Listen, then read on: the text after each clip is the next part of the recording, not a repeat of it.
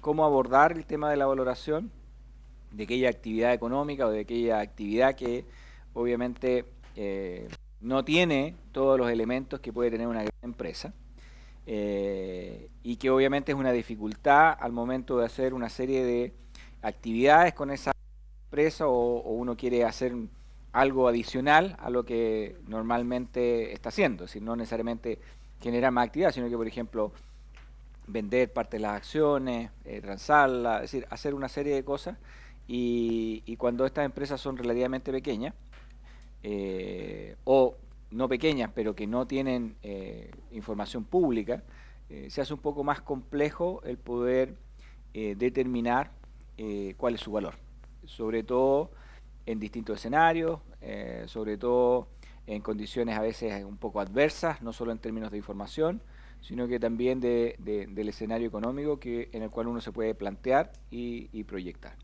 Por lo tanto, lo que vamos a tratar de ver hoy día es precisamente cómo abordar una valoración que le llamamos de pequeñas y medianas empresas y que están soportadas o sustentadas en un libro que sacamos hace muy poco con un profesor Jerónimo Aznar, que en la práctica es alguien que ha estado varios años ya estudiando el tema y que se ha aplicado a distintos tipos de rubros de manera tal de poder obtener objetivamente el valor de estas compañías o empresas.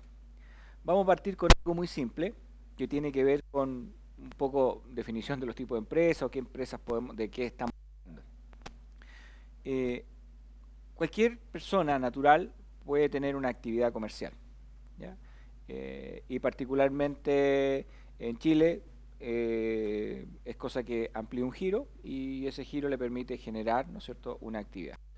Ahora, este giro, esta actividad lo puede hacer efectivamente como persona natural o persona jurídica. Y a estas personas jurídicas le estamos llamando empresa. Y estas personas jurídicas pueden ser personas jurídicas individuales, ¿no es cierto?, representadas por una persona o por un grupo de personas. Eso es lo que compone, ¿no es cierto?, una empresa en general. Ahora, ¿cuál es el objetivo de esta empresa?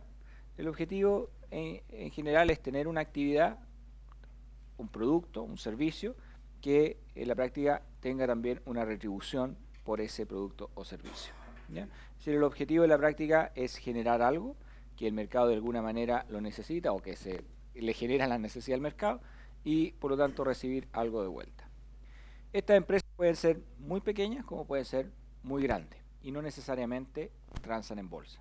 ¿Qué significa que transan en bolsa? Que todos sus toda la información de la empresa va a ser pública. Y en ese sentido, cuando la información es pública, obviamente el valorar estas empresas se hace un poco más fácil. Sobre todo porque estamos acostumbrados a saber que si una empresa transa en bolsa y su valor de acción es X, bueno, la empresa vale tantas acciones y su valor tenga. Por lo tanto, es una metodología que hoy día se ocupa muchas veces, digamos, en muchas actividades. Pero ¿qué pasa si la empresa en realidad no transa en bolsa? Si la empresa en realidad tiene una actividad que no es común en el área, no hay muchas empresas parecidas, y el tamaño tampoco nos permite visualizar que esto va a tener un cierto comportamiento. Hay veces que tenemos empresas formadas por una o dos personas, y esa es la empresa, y el resto son subcontratos o servicios. Pero esa empresa tiene algo, tiene un valor, y eso es lo que de alguna manera nosotros tratamos de abordar buscándole la objetividad a la determinación de ese valor. Entonces, teniendo claro que una actividad económica la podemos desarrollar como persona individual y como persona jurídica o como persona jurídica, esta persona jurídica puede tomar distintos caminos, como una persona, un representante, empresas individuales, por ejemplo, empresa individual de responsabilidad limitada, o las sociedades por acciones, que pueden estar conformadas por una persona, o una sociedad limitada, o una sociedad anónima cerrada, ¿no es cierto?, que son empresas en general que se están desarrollando una actividad y que obviamente van generando movimiento, van generando capital, y ese capital de alguna manera pueden hacer que las personas, los que manejan esa empresa, pueden estar interesados en venderla, pueden estar interesados en comprar otra, en agrandarse, en achicarse, y para eso se necesita determinar su valor.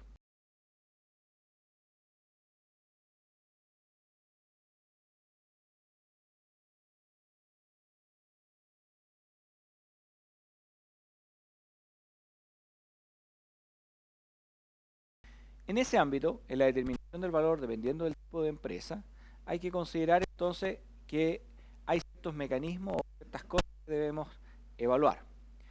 Y en esos mecanismos o esas cosas que tenemos que evaluar están, por una parte, por ejemplo, cosas tangibles.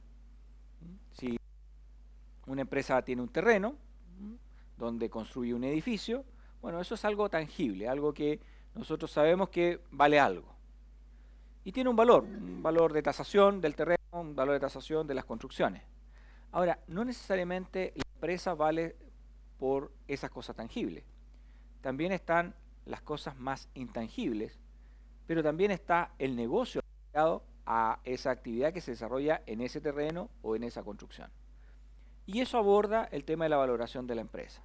Cuando estamos haciendo una tasación común y corriente, en general estamos evaluando, por decirlo de alguna manera simple, los ladrillos. ¿Cuántos metros cuadrados son? ¿Cuántos ladrillos tiene? Es decir, estamos evaluando eso.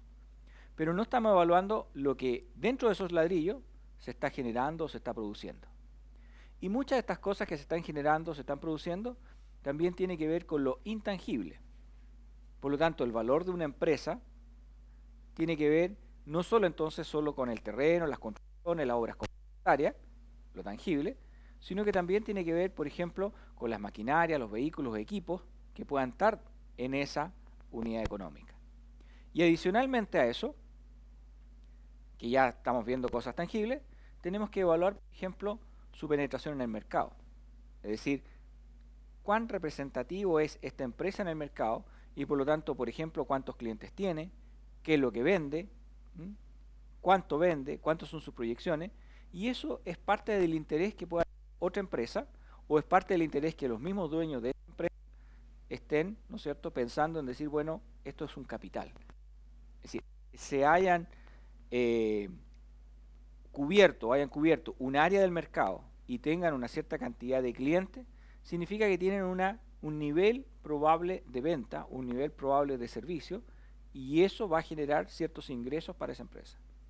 Y por lo tanto también hay que evaluarlo. Y eso es parte de estos elementos que se van sumando a la evaluación de cualquier empresa.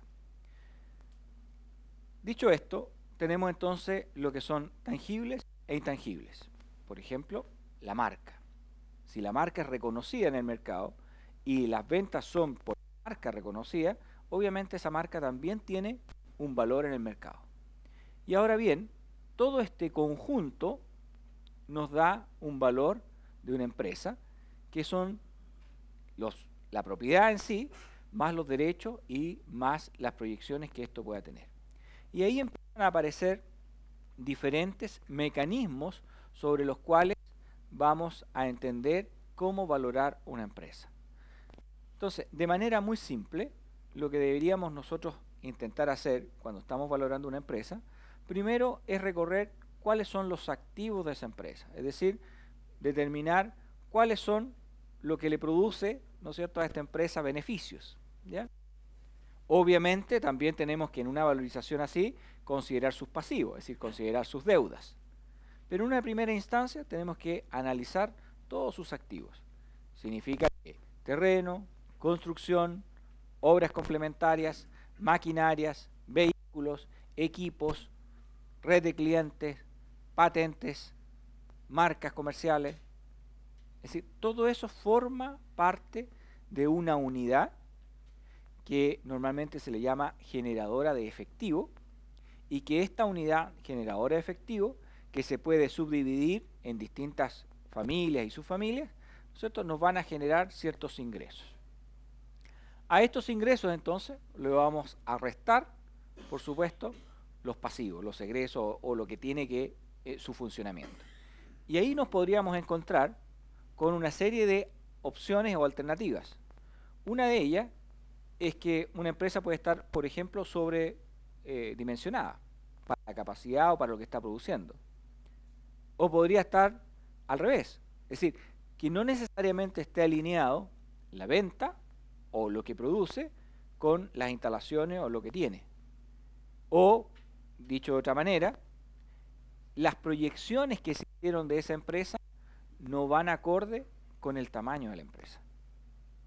Y eso produce desafío a tal punto que muchas veces las empresas quiebran precisamente porque la caja que requieren para poder operar es tan alta que no logran obtener su punto de equilibrio y, dicho de otra manera, hay veces que se endeudan, ¿ya? Obtienen pasivos que les dan un respiro por un cierto tiempo, pero no consideran que la caja que necesitan para generar que ese activo se vaya moviendo, ¿no es cierto?, les permita mantener una continuidad en el tiempo.